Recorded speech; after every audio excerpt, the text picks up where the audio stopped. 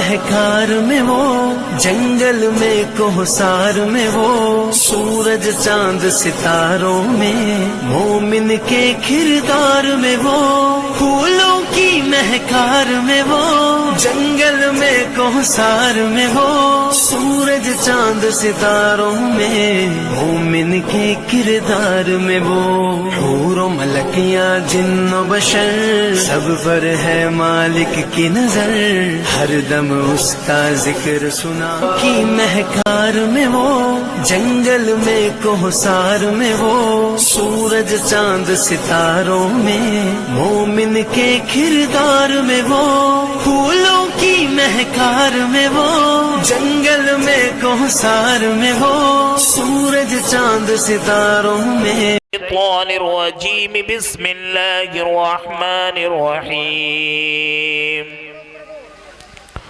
رب اشرح لی صدری ویسر لی امری واحلل عقدۃ من لسانی یفقهوا قولی رب یسر ولا تعسر وتمم بالخیر وبک نستعین یا فتاح رب زدنی علما رب زدنی علما۔ میں اکیلا ہی چلا تھا جانب منزل مگر، میں اکیلا ہی چلا تھا جانب منزل مگر، راہ آتے گئے قافلہ بنتا گیا۔ محترم سامعین حضرات، آپ کے مدرسہ تحسین القرآن کا سالانہ اجلاس عام بڑی آب و تاب کے ساتھ منعقد ہونے جا رہا ہے۔ علماء ربانی تشریف لا چکے ہیں اور عشاء کی نماز کے بعد جیسا کہ اعلان کیا گیا تھا کہ پروگرام شروع ہو جائے گا، تو بالکل وقت مقررہ پر پروگرام شروع ہو رہا ہے۔ اس لیے جو حضرات ادھر ادھر کھڑے ہوئے ہیں، نماز سے فارغ ہو چکے ہیں، تو ان سے درخواست ہے کہ وہ جلسے گاہ میں تشریف لے آئیں۔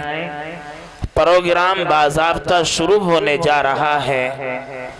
میرے محترم بزرگوں اور عزیز ساتھیوں، میں بے حد ممنون و مشکور ہوں حضرت اقدس حضرت قاری محمد شاکر صاحب محتمم جامعہ حاضہ کا کہ انہوں نے آج میرے ہاتھ میں جو فہرست دی ہے وہ زیادہ طول یا طویل نہیں ہے، مختصر سا یہ خاکہ میرے ہاتھ میں دیا گیا۔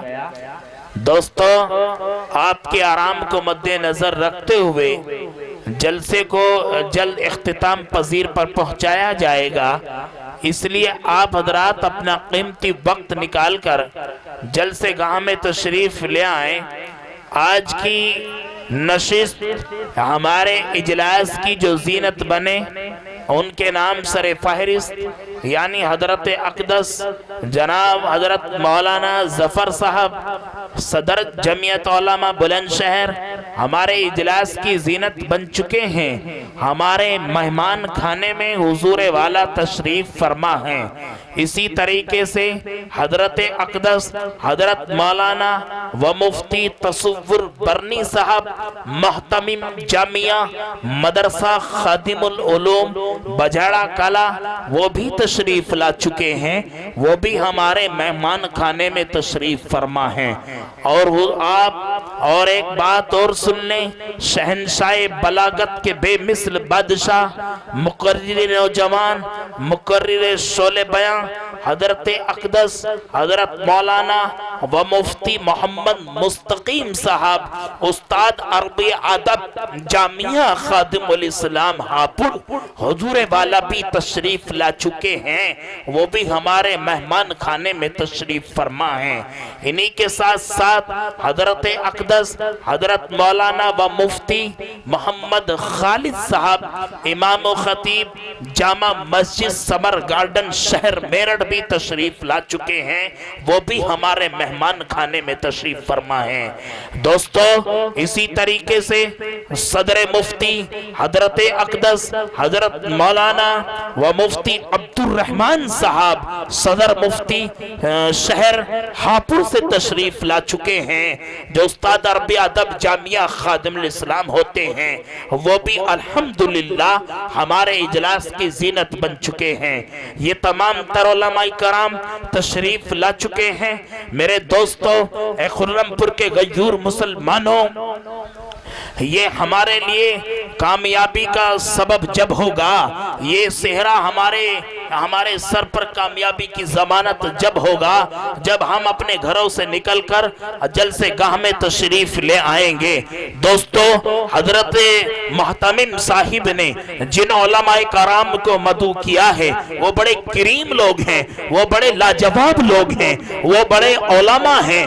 ایسے علماء کی زیارت کرنا باعث صد افتخار ہے، اس لیے میرے محترم بزرگ اور دوستو، ان سے مصافحہ کرنا، ان کی زیارت کرنا ثواب ہے۔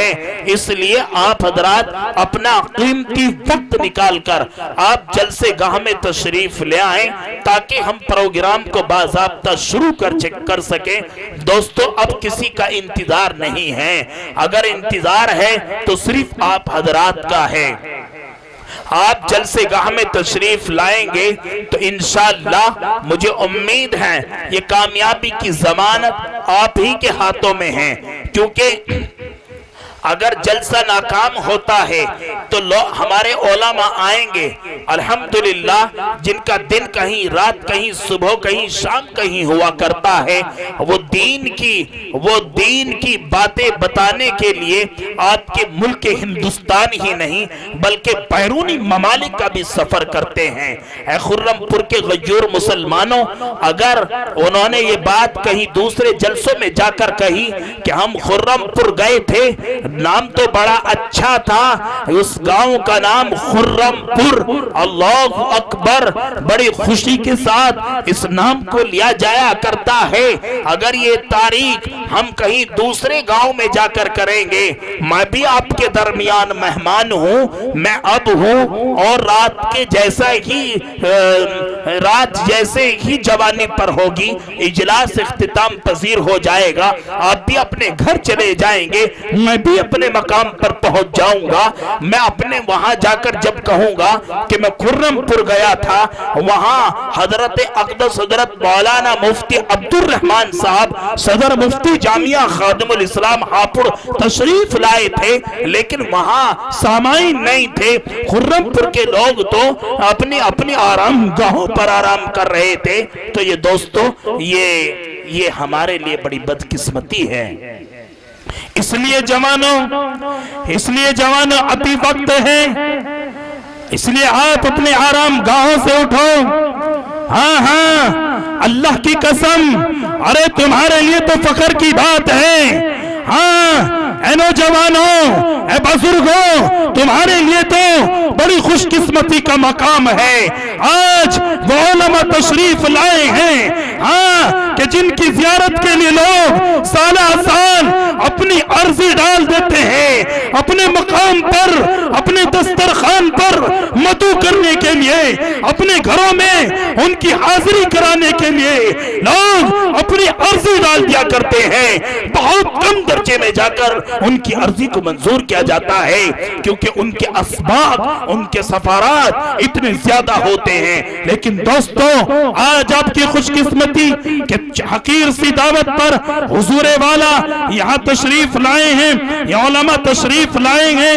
میں ان کا دل کی گہرائیوں سے اہلا و سہلا و مرحبا خوش آمدید کہتا ہوں کہ سفر کی دقتیں صعوبتیں برداشت کر کے ہمارے اجلاس میں تشریف لائے ہیں۔ نوجوانوں، اگر یہ علماء اجلاس میں آئیں، اسٹیج پر آئیں گے اور جب دیکھیں گے پنڈال خالی ہے، کہ خرم پور میں نوجوان نہیں، بزرگ نہیں، مسلمان نہیں تو دوستو یہ ہمارے لیے تو بڑی بدقسمتی ہوگی۔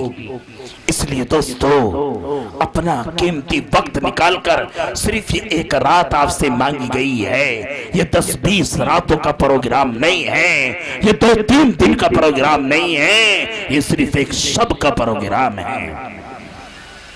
اس لیے جو حضرات کھڑے ہوئے ہیں ان سے درخواست ہے ادب کے ساتھ اپنی اپنی نشستیں لے لیں۔ نوجوانوں خدا کی قسم، ارے یہ وہ مجلس ہے کہ جہاں اللہ اور اس کے رسول کا ذکر ہوتا ہے تو فرشتے ایسی مجالسوں کو گھیر لیا کرتے ہیں۔ دوستو بہتر یہ ہے قالین کا نظم کیا گیا ہے، نوجوانوں مہمان ہوں، حکم نہیں کر رہا ہوں، صرف درخواست ہی کر سکتا ہوں، اور مجھے امید ہے خرم پور کے نوجوان میری بات کو تسلیم کریں گے۔ جوانوں کرسی چھوڑ دو، ان کرسیوں کی لڑائیوں نے نہ جانے کتنے گھروں کو برباد کر دیا ہے۔ قالین کا نظم ہے، بہت شاندار کارپیٹ بچھایا گیا ہے، یہ کرسی تو ان لوگوں کے لیے ہے جو نیچے نہیں بیٹھتے، وہ ایک ستنیاں سی پہنے ہوتے ہیں جو نیچے بھی نہیں بیٹھا جاتا، صرف ان کے لیے کرسی رکھی گئی ہے۔ اس لیے جوانوں آ جاؤ، جو حضرات صدر دروازے پر کھڑے ہوئے ہیں پنڈال کے، ان سے انتہائی ادب کے ساتھ درخواست ہے کہ وہ بھی پنڈال گاہ میں تشریف لائیں۔ یہ اللہ اور اس کے رسول کی مجلس ہے، کوئی سیاسی پروگرام نہیں ہے۔ سیاسی پروگرام کو اب دیواروں اور چھتوں پر چڑھ کر سنا جاتا ہے، لیکن یہ دین کی مجلس ہے، ادب چاہتی ہے، میرے نام میرے پیغمبر کے نام پر منعقد کی گئی ہے، اس لیے اس کا اتنا ہی ادب کرنا ہے جیسے نام آنے پر صلی اللہ علیہ وسلم پیش کرتے ہیں۔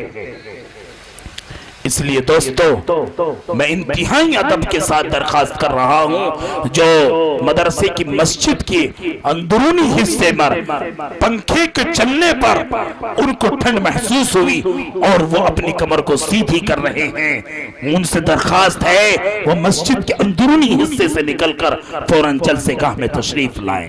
لہو لا شریک لہو کے بعد اگر کوئی شخصیت قابل تعریف ہے تو صرف اور صرف میرے اور آپ کے پیارے پیغمبر کالی کملی والے آقا آمنہ کے در یتیم صلی اللہ علیہ وسلم کی محبوب ذات گرامی ہے۔ اور دوستوں کیوں نہ ہوتے، سنیے اے خرم پور کے غیور مسلمانوں، ابھی میرے اور آپ کے پیارے پیغمبر دنیا میں تشریف نہیں لائے، ابھی آپ کے ماں کے پیٹ میں ہیں۔ ہاں حضرت آمینہ فرماتی ہیں کہ جب سے یہ بچہ میرے پیٹ میں آیا عجیب سی کیفیت محسوس کرنے لگی ہوں۔ حضرت آمینہ فرماتی ہیں کہ جب میں رات کو سوتی ہوں تو میں کیا دیکھتی ہوں کہ چاند ستارے مجھے جھک کے سلام کرتے ہوئے نظر آتے ہیں۔ حضرت آمینہ یہ بھی فرماتی ہیں اے خرم پور کے لوگوں میری جانب مخاطب ہو جاؤ، ہاں اللہ کی قسم میں معذور ہوں، یہ بات یقینی ہے، بجھیڑے کی سرزمین سے آیا ہوں، لیکن یہ بات دماغ میں ڈال کر آیا ہوں کہ میں اللہ اور اس کے رسول کی باتیں سناؤں گا، مجھے بھی ثواب ملے گا، آپ کو بھی ثواب ملے گا، لیکن آپ میری جانب مخاطب رہیں، ادھر ادھر منتشر نہ ہو۔ حضرت آمینہ فرماتی ہیں جب میں کنویں پہ پانی لینے جایا کرتی ہوں اپنے سہیلیوں کے ساتھ تو میں کیا دیکھتی ہوں کہ کنویں کا پانی اچھل کر استقبال کرتا ہوا نظر آتا ہے۔ عبد المطلب فرماتے ہیں بیٹی یہ تو بتا تیرا بدن اتنا مہکتا کیوں ہے، تو اتنا مہنگا اتر کہاں سے لائی، بتا تو صحیح۔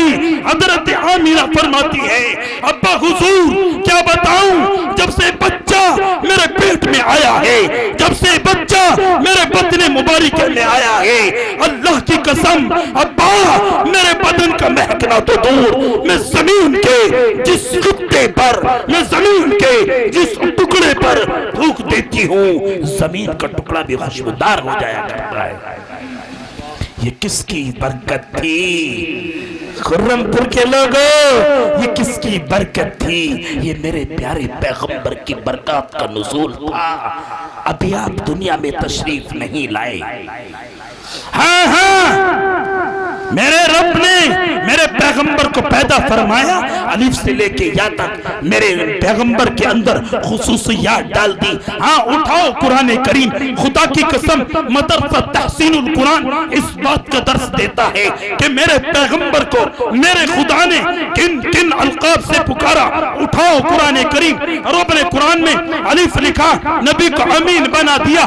رب نے قرآن میں با لکھا، نبی کو بشیر بنا دیا۔ رب نے قرآن میں تا لکھا، نبی کو تنویر بنا دیا۔ رب نے قرآن میں سا لکھا، نبی کو ساکب و سما بنا دیا۔ رب نے قرآن میں جیم لکھا، نبی کو جمیل بنا دیا۔ رب نے قرآن میں آ لکھا، نبی کو حبیب بنا دیا۔ رب نے قرآن میں خا لکھا، نبی کو ختم رسول بنا دیا۔ رب نے قرآن میں دال لکھا، نبی کو دائی بنا دیا۔ رب نے قرآن میں زال لکھا، نبی کو ذاکر بنا دیا۔ رب نے قرآن میں را لکھا، نبی کو رحمت للعالمین بنا دیا۔ رب نے قرآن میں زا لکھا، نبی کو زاہد بنا دیا۔ رب نے قرآن میں سین لکھا، نبی کو سراج منیرہ بنا دیا۔ رب نے قرآن میں شین لکھا، نبی کو شاکر بنا دیا۔ رب نے قرآن میں سعد لکھا، نبی کو صادق بنا دیا۔ رب نے قرآن میں سعد لکھا، نبی کو ثابت بنا دیا۔ رب نے قرآن میں طا لکھا، نبی کو طاہر و طارق بنا دیا۔ رب نے قرآن میں زواد لکھا، نبی کو ظفر بنا دیا۔ رب نے قرآن میں عین لکھا، نبی کو عابد بنا دیا۔ رب نے قرآن میں کین لکھا، نبی کو غجور بنا دیا۔ رب نے قرآن میں فا لکھا، نبی کو فاتح مکہ بنا دیا۔ رب نے قرآن میں کاف لکھا، نبی کو کریم بنا دیا۔ رب نے قرآن میں قاف لکھا، نبی کو قوی بنا دیا۔ رب نے قرآن میں لام لکھا، نبی کو لعید بنا دیا۔ رب نے قرآن میں میم لکھا، نبی کو مسیح بنا دیا۔ رب نے قرآن میں نور لکھا ہے، نبی کو نذیر بنا دیا۔ رب نے قرآن میں باؤ لکھا، نبی کو باعث بنا دیا۔ رب نے قرآن میں ہا لکھا، نبی کو ہادی بنا دیا۔ کہنے نہیں دیجئے اے قرم پور کے مسلمانوں، رب کعبہ کی قسم، رب نے قرآن میں یا لکھا، نبی کو یاسین بنا دیا۔ دل چاہتا ہے نعرہ تکبیر، نعرہ تکبیر، دونوں ہاتھ اٹھاؤ یار، نعرہ تکبیر، ماشاءاللہ سبحان اللہ۔ میرا دل چاہتا ہے کہ جب میرے خدا نے میرے پیغمبر کو اتنے القابات سے پکارا، میرا بھی دل چاہتا ہے کہ اس کی شان میں نذرانہ عقیدت و محبت کا گلدستہ پیش کرنے کے لیے ایک ایسی شاعر کے دروازے پر دستک دوں کہ جس کی آواز میں سوز بھی ہے،